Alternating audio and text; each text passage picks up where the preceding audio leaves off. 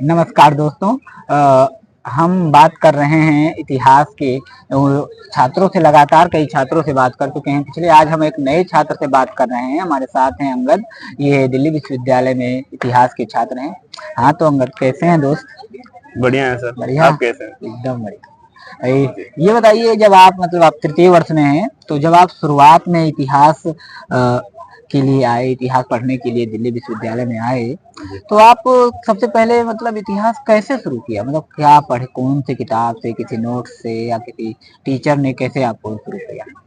तो ऐसा है सर कि जब मैं पहली पहल आया, क्योंकि मेरा जो बैकग्राउंड था वो साइंस था, तो मेरे लिए बहुत ज़्यादा टफ था कि मैं आर्ट्स की बैकग्राउंड में जाऊं। लेकिन जब मैंने इतिहास की कुछ किताबें, जैसे अमर फारूकी की पहली किताब जो मुझे याद है खरीदी थी, तो वो प्राचीन और मध्यकालीन, वो कुछ ऐसे करके किताब है। प्राचीन एवं मध्यकालीन, पूर्व मध्यकालीन संस्कृतियां करके, इंग्लिश में सोशल फॉर्मेशन। जी, तो ये किताब मैंने पहली बार खरीदी थी, और मेरे ख्याल से मेरी पहली हिस्ट्री की किताब थी।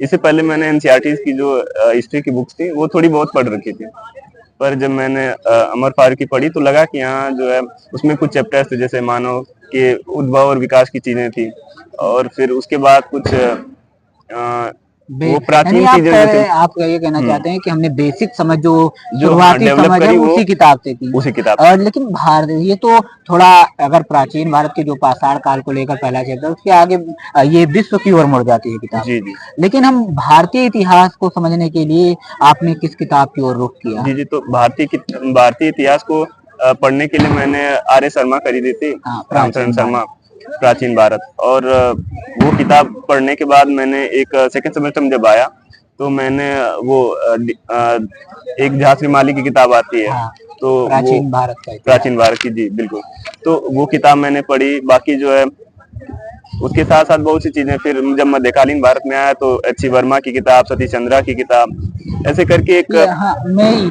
ये पूछना चाहता हूँ कि आप जैसे जब आते हैं तो आप फर्स्ट सेमेस्टर में, सेकंड सेमेस्टर में, तो जो किताबें सिलेबस में लगी होती हैं, वो किताबें क्या टफ होती हैं, या आप एक ट्रेडिशनल किताब, जैसे किसी ने सेट कर रखा है या बता रखा है कि अगर आपको प्राचीन भारत पढ़ना है तो आर एस शर्मा, झांसी माली, उपेंद्र सिंह, इन सब की किताब को पढ़ना है? या फिर जो सिलेबस में पार्टिकुलर आर्टिकल्स लगे होते हैं बहुत सारे टीचरों के, तो क्या किसी टीचर्स ने या क्या आपने खुद उन आर्टिकल को पढ़ने की कोशिश नहीं की? क्यों नहीं, बिल्कुल सही, आपने क्वेश्चन बहुत अच्छा किया कि जो मतलब सिलेबस में बहुत सी चीजें लगी होती थी। कई किताबें हमने सिलेबस देखा तो उसमें जो है पता चला कि 5-6 एकदम क्रमानुसार किताबें जो थी, साथ में जो कई जो विदेशी जो इतिहासकार हैं उनके आर्टिकल्स भी थे। लेकिन हमारे लिए जो ये टफ था कि जो है माध्यम, भाषा हमारा जो माध्यम रहा वो हिंदी था। हाँ, और जो लेख जो आते थे, मतलब आर्टिकल्स जो आते थे, वो अक्सर जो इंग्लिश भाषा में थे, तो उसकी वजह से हमारे लिए वो बाधा थी कि हम उनको उतना अच्छे तरह से कवर नहीं कर पाते थे।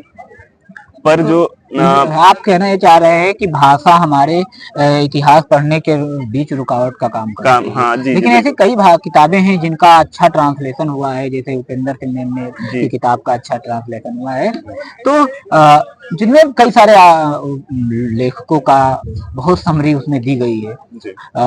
इसके अलावा जब आप थोड़ा और आगे बढ़ते हैं, मध्यकालीन इतिहास पर हम बात करें, तो मध्यकालीन इतिहास पर कोई अच्छी किताब बताइए, भारत से इतर किसी लेखक का, अगर आपको याद हो। भारत से क्या इतिहासकार? यस, भारतीय इतिहासकारों के अलावा मैंने मध्यकालीन भारत में हाँ, अगर आपको नहीं याद है तो किसी भारतीय इतिहास, एक आपको याद होगा कि औरंगजेब, अकबर टू औरंगजेब करके किताब है, W.H. मोरलैंड की। बहुत लगा हुआ है उसमें। भारतीय इतिहास में बहुत सारे, आशीर्वादी लाल श्रीवास्तव, सतीश चंद्रा, जी, ये लोग तो काफी लोग, तो आप ये बताइए कि आप आशीर्वादी लाल श्रीवास्तव, JL मेहता, सतीश चंद्रा और एच.सी. वर्मा, इन 4 किताबों में सबसे ज्यादा कंफर्टेबल, सबसे ज्यादा संतुलन किस किताब में पाते हैं? मैं तो सबसे ज्यादा क्योंकि आपने लगभग कहीं ना कहीं बहुत थोड़ी सी नजर, लेकिन चारों किताबों पर दौड़ाई। जी जी बिल्कुल, मैंने 3 किताबें खरीदी थी एच.सी. वर्मा की। मुझे याद है एच.सी. वर्मा की 2 किताबें आती हैं, तो जो दो पार्ट में, ऐसे सभी तीनों लेखकों के हैं शायद, ऐसे चारों लेखकों के 2 पार्ट। जी जी बिल्कुल, तो 2 पार्ट्स आते हैं। तो मैंने फर्स्ट पार्ट एच.सी. वर्मा का खरीदा था, साथ में जो है सतीश चंद्रा खरीदा था, और जेएल मेहता की आप ही की किताब थी, उससे मैंने कुछ चैप्टर उसमें कवर किए थे, तो ये था। हाँ तो ये अब आगे और थोड़ा और कंफर्टेबल की अगर बात की हाँ जाए तो जो है सतीश चंद्रा मुझे काफी ज्यादा उसकी उनकी लैंग्वेज जो है काफी लैंग्वेज सॉफ्ट है अच्छी और लगती वो है समझने के लिए लेकिन काफी अच्छी हाँ है। लेकिन अगर आप मैं थोड़ा और इसमें जोड़ दूं तो जी जेएल मेहता बहुत ही सुपाठ्य ढंग से लिखते हैं कि आपको पढ़ते समय बोरिंग ना लगे। आप अगर एक बार दोबारा देखिएगा तो जेएल मेहता बहुत ही इंटरेस्टिंग वे में लिखते हैं, जिस तरीके से आगे चल करके बहुत एक्सपेंडिव रूप से रामचंद्र गुहा सर लिखते हैं किताब अपनी, उस तरीके से जेएल मेहता का कहीं ना कहीं उसकी थोड़ी सी झलक वहां पर देखने को मिलेगी। इतने अच्छे तरीके से उन्होंने लिखा कि आपको पढ़ते हुए लगेगा नहीं कि ये कि बहुत कठिन भाषा है, बहुत जी कठिन वो है, मतलब बहुत बोरिंग लगने का विषय है। थोड़ा और आगे बढ़े, जब आधुनिक भारत में आते हैं तो आधुनिक भारत में आपको कौन सी किताब ऐसी अच्छी लगी, मतलब कौन सी किताब अगर आप पढ़ना चाहते हैं और सबसे अच्छा प्रेफर कौन सी करते हैं? जी, तो एक किताब है शेखर बंदोपाध्याय की प्लासी से विभाजन, राशि से विभाजन तो का वो काफी अच्छी है और काफी ज्यादा प्रचलित भी है। और बिपिन चंद्रा भी एक उनकी भी एक काफी अच्छी किताब आधुनिक भारत पे। बाकी बीएल ग्रोवर की एक जो है हाँ एडमिनिस्ट्रेटिव पर्पज से प्रतियोगी काफी ज्यादा परीक्षाओं के लिए बच्चे प्रतियोगी पढ़ते हैं। परीक्षाओं के लिए वो काफी ज्यादा उपयुक्त है। हाँ, तो ये तीन किताबें। ये बात करेंगे और जी विश्व इतिहास पर अगर आप एक किताब बता सकें जो आपको अच्छी लगी हो, एक जी किताब जी बिल्कुल। हिंदी में या तो इंग्लिश में। विश्व इतिहास पर एक मीनाक्षी, क्या नाम उनका? मीनाक्षी फुकन है, देवेश हाँ, विजय। मीनाक्षी फुक्कन, देवेश विजय, जी बिल्कुल। तो हाँ देवेश विजय जो है काफी हमारे दो तीन इंटरेस्टिंग। सेमेस्टर में जो है काम आई है, तो वो पूरा सिलेबस जो है कवर करती है। दिल्ली विश्वविद्यालय के जो इतिहास के छात्र लोग हैं उनके लिए काफी ज्यादा वो अच्छी है, हाँ कह तो सकते हैं। इतिहास जो है आपको मतलब 3 साल से पढ़ रहे हैं, अब अंतिम दौर में हैं। जी जी तो आपको मतलब क्या लगता है कि इतिहास आप आगे कैरियर ऑन, मतलब इतिहास से आगे अपनी डिग्री ले पाएंगे, इतिहास में आगे बढ़ना चाहेंगे या फिर इससे इससे मतलब दूसरे क्षेत्र में जाने की कोशिश, कंपटीशन की तैयारी में या फिर किसी में, यहाँ आपको क्या लगता है इस इतिहास मतलब 3 साल पढ़ने के बाद आपने क्या डिसाइड करने को सोच रहे हैं कि आप मतलब किस दिशा में जाएंगे जी। तो अभी अभी अभी आप जो सोच रहे हैं कि जी मतलब प्रतियोगी परीक्षाओं की तैयारी में या किसी और दूसरे क्षेत्र में अपना करियर बनाना चाहते हैं? जी।